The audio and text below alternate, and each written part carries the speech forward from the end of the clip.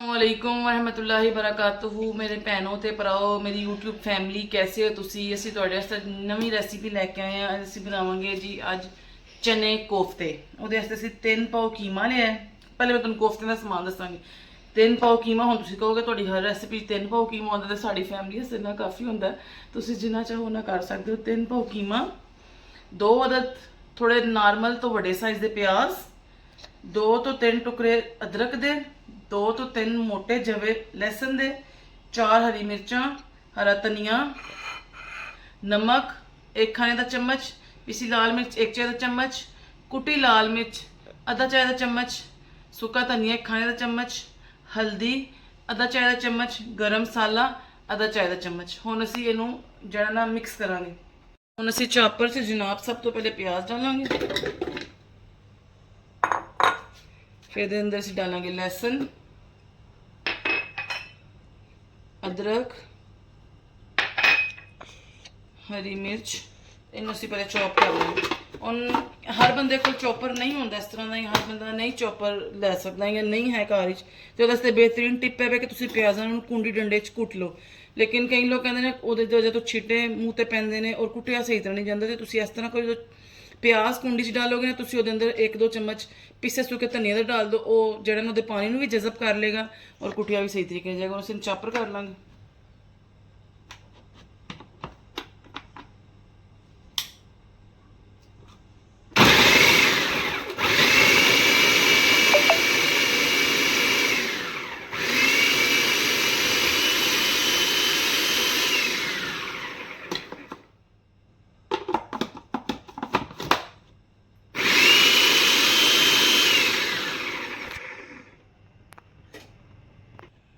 ਇਹ ਦੇਖੋ ਜੀ ਪਿਆਜ਼ ਸਾਡਾ ਹੁਣ ਚੌਪ ਹੋ ਗਿਆ।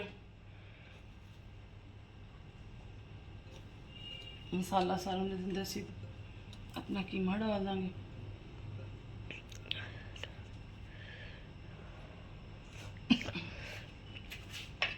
ਇਹ ਹਰਾ ਧਨੀਆ ਡਾਲ ਦਾਂਗੇ ਕਟਿਆ ਹੋਇਆ।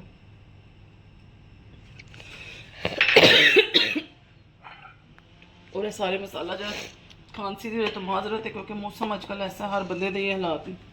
और इन्हें अच्छे तरीके ना चॉप करना, अच्छे तरीके ना।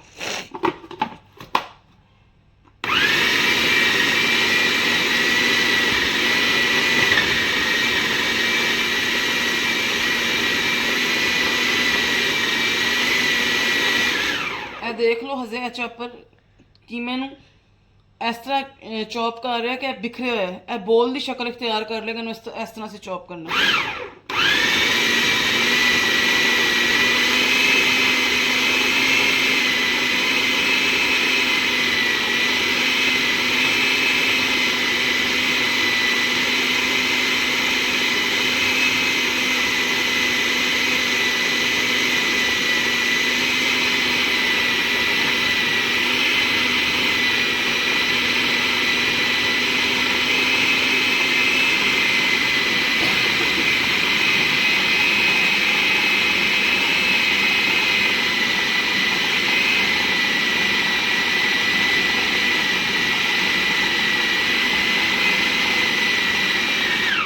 ਤੁਸੀਂ देख सकते हो वीडियो कैम कीमा एक साइड से इकट्ठा होना शुरू हो गया, मतलब है सही चॉप हो गए। इसे 1-2 मिनट और चॉप करा।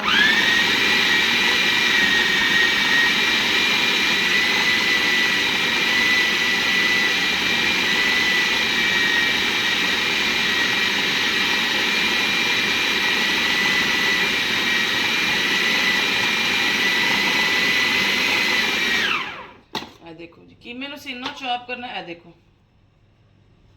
कि ਇਹਦੀ ਇਹ ਸ਼ਕਲ ਆ ਜਾਏ। ਇਹਨੂੰ ਮੈਂ ਪ੍ਰੈਸ ਕਰ ਰਹੀ ਹਾਂ ਤੇ ਸਹੀ ਤਰੀਕੇ ਨਾਲ ਦੇਖੋ ਗੋਲ ਹੋ ਰਿਹਾ। ਇਸ ਤਰ੍ਹਾਂ ਹੋਏ ਤਾਂ ਕਿ ਇਹਦੇ ਚ ਕ੍ਰੈਕਸ ਨਾ। ਦੇਖੋ ਇਸ ਤਰ੍ਹਾਂ। ਹੁਣ ਇਹਦੇ ਅਸੀਂ ਕੋਫਤੇ ਬਣਾ ਲਾਂਗੇ। ਹੁਣ ਅਸੀਂ ਇਹਨੂੰ ਇੱਕ ਵਾਰੀ ਹੱਥਾਂ ਨਾਲ ਅੱਛੇ ਤਰੀਕੇ ਨਾਲ ਮਿਕਸ ਕਰਾਂਗੇ ਤਾਂ ਕਿ ਸਾਰਾ ਮਸਾਲਾ ਕੰਬਾਈਨ ਹੋ ਜਾਏ। ਹੁਣ ਅਸੀਂ ਛੋਟੇ ਛੋਟੇ ਕੋਫਤੇ ਬਣਾ ਲਾਂਗੇ। दोनों हाथों ने प्रेस करांगे, कोफ्ते की शक्ल लांगे। देखो बिल्कुल परफेक्ट कोफ्ता। इस तरह से कोफ्ते बना लेंगे।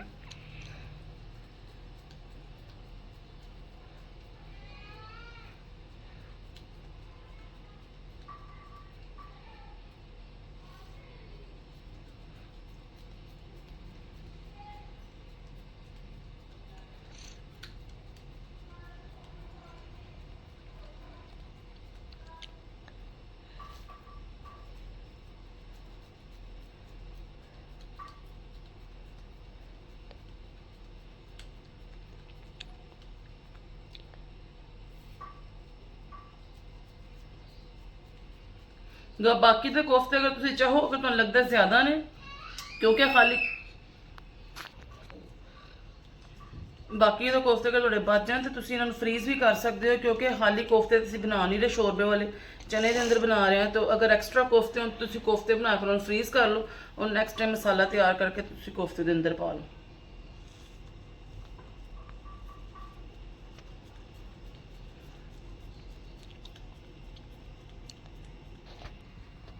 ਮੈਨੂੰ ਇੰਨੇ ਕੋਫਤਿਆਂ ਦੀ ਜ਼ਰੂਰਤ ਸੀ, ਇਹਨਾਂ ਨੂੰ ਮੈਂ ਬਣਾ ਲਿਆ। ਇਹਨਾਂ ਨੂੰ ਮੈਂ ਕਿਸੇ 에ਅਰ ਟਾਈਟ ਡੱਬੇ ਡਾਲ ਕੇ ਉਹਨੂੰ ਫਰੀਜ਼ ਕਰ ਦਾਂਗੀ। ਇਹ ਦੇਖੋ ਜੀ 3 ਪਾਉ ਚਨੇ ਨੇ ਜਿਨ੍ਹਾਂ ਨੂੰ ਅਸੀਂ ਓਵਰਨਾਈਟ ਸੋਕ ਕਰ ਲਿਆ ਸੀ, ਯਾਨੀ ਭਿਗੋ ਲਿਆ ਸੀ। ਹੁਣ ਅਸੀਂ ਇਹਨਾਂ ਨੂੰ ਬੋਇਲ ਕਰ ਲਾਂਗੇ, ਔਰ ਇਹਦੇ ਚੋਂ ਅਸੀਂ ਥੋੜਾ ਜਿਹਾ ਨਿਕਾਲ ਲਾਂਗੇ। ਮੈਨੂੰ ਜ਼ਰੂਰਤ ਹੁੰਦੀ ਹੈ ਇਸ ਰੈਸਿਪੀ ਦੀ, ਜਿੰਨੀ ਤੁਹਾਨੂੰ ਜ਼ਰੂਰਤ ਹੈ ਤੁਸੀਂ ਬੋਇਲ ਕਰ ਲਓ। ਚਨੇ ਅਸੀਂ ਕੁੱਕਰ 'ਚ ਨਿਕਾਲ ਲੈਣੇ।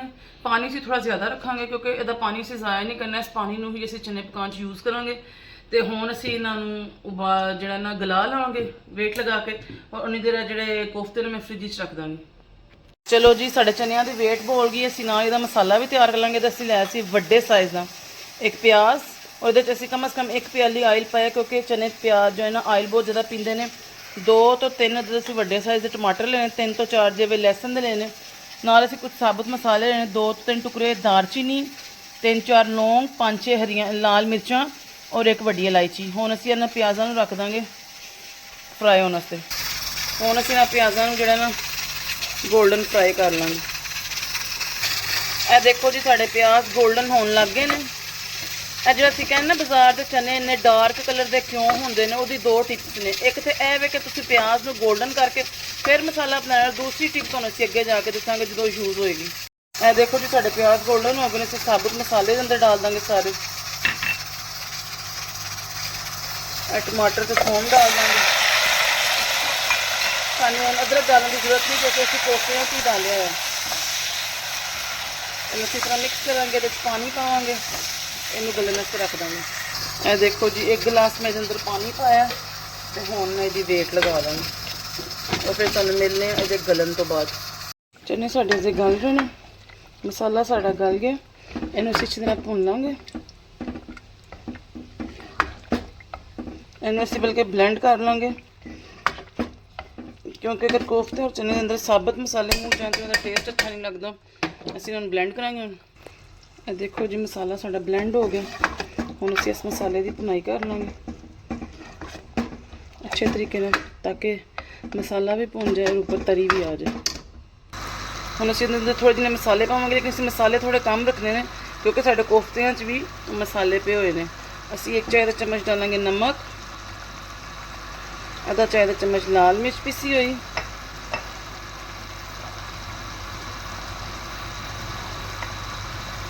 1 चाय का चम्मच सूखा धनिया, थोड़ी जी हल्दी, और असी इन्हें मिक्स करके मसाले भुन लांगे। हुण देखो जी मसाला भुनाई तो आ गया। इस अंदर कोफ्ते डाल देंगे सारे।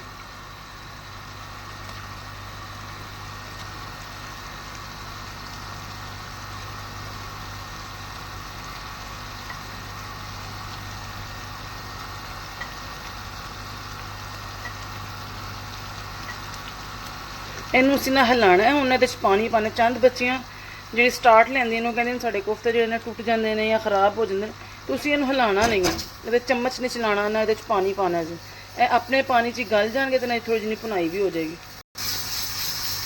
ਹੁਣ ਅਗਰ ਤੁਸੀਂ ਚਾਹੁੰਦੇ ਹੋ ਕਿ ਤੁਸੀਂ ਇਹਨਾਂ ਦੀ ਰੁੱਖ ਬਦਲਣਾ, ਤੁਸੀਂ ਚਮਚਾ ਤੇ ਚਲਾਉਣਾ, ਤੁਸੀਂ ਕੀ ਕਰੋਗੇ, ਤੁਸੀਂ ਇੰਜ ਦੀ ਮੁੱਠ ਤੇ ਹੱਥ ਰੱਖ ਕੇ ਨਾ ਇੰਜ ਨੂੰ ਚੰਗੀ ਤਰ੍ਹਾਂ ਹਿਲਾਓ ਜਲਾਓਗੇ, ਇੰਜ ਆਪਣੇ ਆਪ ਰੁੱਖ ਬਦਲ ਲੈਣਗੇ और जोड़ा ना नीचे भी नहीं लगन। हम तुम देखना जब तक कि इन्हों का कलर ना चेंज हो, गल ना जाए। हम तुम देखो इन्हों का कलर चेंज हो गया और घी भी, सॉरी ऑयल, मैं तो ऑयल यूज़ करनी। ऑयल भी छोड़न लग गए। असं तो थोड़ी जी सुक्की मेथी डाल देंगे और सुक्की मेथी दे के इसमें ढक देंगे थोड़ी देर, ताकि सुक्की मेथी की खुशबू के अंदर आ जाए। ये देखो जी कोफ्ते साढ़े गल गए, जो मसाला भी छोड़ गए ना। इस पॉइंट पर जो एक्सट्रा ऑयल उतार लेंगे, एक्सट्रा ऑयल उतार लेंगे और सर्विंग के टाइम इन्हें यूज़ करेंगे। ਇਹ ਲੋ ਜੀ ਚਨੇ ਸਾਡੇ ਗਲ ਗਏ ਨੇ, ਔਰ ਚਨੇ ਇਹ ਦੇਖੋ ਬਿਲਕੁਲ ਗਲ ਗਏ ਨੇ ਸਾਡੇ।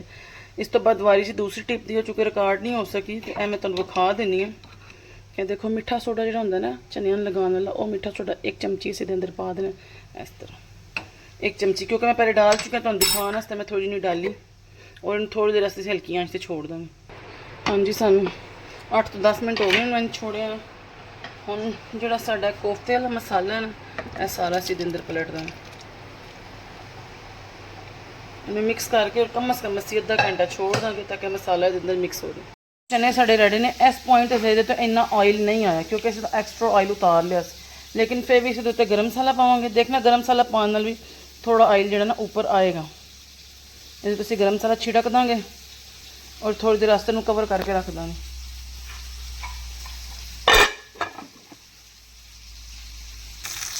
ਇਹ ਦੇਖੋ ਜੀ ਦੂਸਰੀ ਸਾਈਡ ਤੇ ਸਾਡੇ ਚਪਲੀ ਕਬਾਬ ਬਣ ਜਾਣੇ ਕਿਉਂਕਿ ਰਾਤੀ ਸਾਡਾ ਥੋੜਾ ਮਟੀਰੀਅਲ ਬਚ ਗਿਆ ਸੀ, ਅਸੀਂ ਕਿਹਾ ਇਹਨਾਂ ਨੇ ਵੀ ਨਾਲ ਇੰਜੋਏ ਕੀਤਾ ਜੇ। ਇਹ ਦੇਖੋ ਜੀ ਗਰਮ ਮਸਾਲਾ ਡਾਲਣਾ, ਥੋੜਾ ਥੋੜਾ ਘੀ ਉੱਪਰ ਆਇਆ, ਲੇਕਿਨ ਅਸੀਂ ਜਿਹੜਾ ਬਚਾਇਆ ਸੀ ਉਸ ਉੱਤੇ ਪਾ ਦਾਂਗੇ। ਥੋੜਾ ਜਿਹਾ ਅਸੀਂ ਆਪਣੀ ਸਰਵਿੰਗ ਵਾਸਤੇ ਰੱਖ ਦਾਂਗੇ, ਜੇ ਅਸੀਂ ਸਰਵ ਕਰਨਾ ਔਰ ਇਹਨੂੰ ਇਸ ਤਰ੍ਹਾਂ ਫੈਲਾ ਦਾਂਗੇ। ਥੋੜੀ ਦੇਰ ਬਾਅਦ ਇਹ ਆਪਣੇ ਆਪ ਸਾਰੇ ਦੇ ਉੱਪਰ ਫੈਲ ਜਾਏਗਾ ਔਰ ਅਸੀਂ ਤੁਹਾਨੂੰ ਸਰਵ ਕਰਕੇ ਦਿਖਾਵਾਂਗੇ।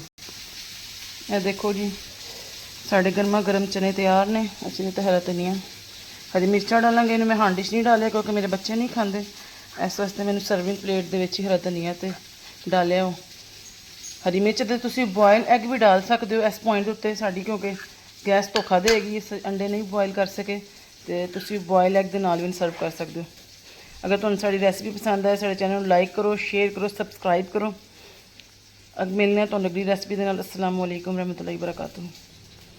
ਤੁਸੀਂ ਕਮੈਂਟ ਵਿੱਚ ਜ਼ਰੂਰ ਦੱਸਣਾ ਤੁਸੀਂ ਅੱਗੇ ਕਿਹੜੀ ਰੈਸਿਪੀ ਦੇਖਣਾ ਚਾਹੁੰਦੇ ਹੋ। ਮੈਂ ਕਿਹਾ ਕਿੰਨੇ ਦਿਨਾਂ ਦਾ ਮਿੱਠਾ ਖਾ ਰਿਹਾ, ਅੱਜ ਕੁਛ ਨਮਕੀਨ ਵੀ ਬਣਾ ਲਈ।